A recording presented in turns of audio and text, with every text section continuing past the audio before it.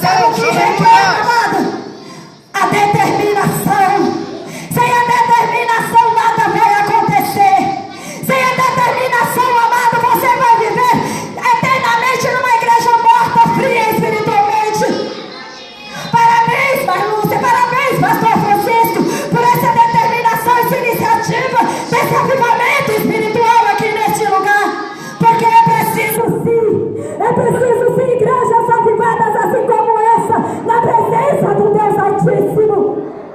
Amado, sem a determinação, Paulo jamais poderia dizer: combati o bom combate, encerrei a carreira e guardei a fé.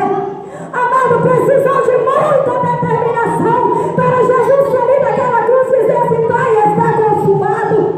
É preciso determinação, amada, para que o renovo aconteça, para que a espiritualidade na sua casa não venha morrer, para que você possa, amada, continuar sendo tocha nas mãos do Senhor.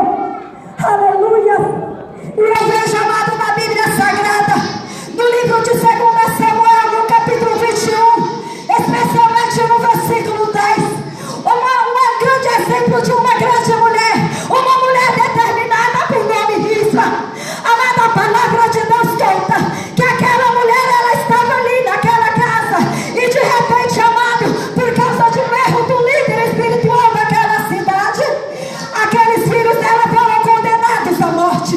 Aquela mulher, então, amado, quando nós falamos de filho, nós falamos de projetos, porque não existe uma mãe que não projeta para os seus filhos, não tem um pai, uma mãe que não projeta em ver os seus filhos ingressarem numa faculdade, não tem um pai ou uma mãe que não projeta para ver os seus filhos bem-sucedidos.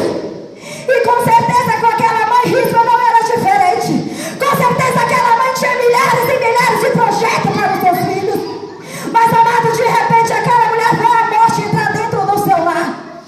Amado, quando a morte entrou ali dentro do seu lar, aquela mulher viu, amado, o seu sonho desmoronar, os seus projetos acabarem. Mas me pergunta se ela desanimou. Me pergunta se ela prostrou diante da situação. Não, amado, a resposta é não. Rispa, amada, ela se colocou de pé. Rispa se colocou de pé, diz a palavra de Deus. Aleluia! Subiu em cima de uma penha e ficou ali velando por 6 meses os corpos dos seus filhos mortos. Glória a Deus! Aleluia! Mas Rispa, os seus filhos não estão mortos.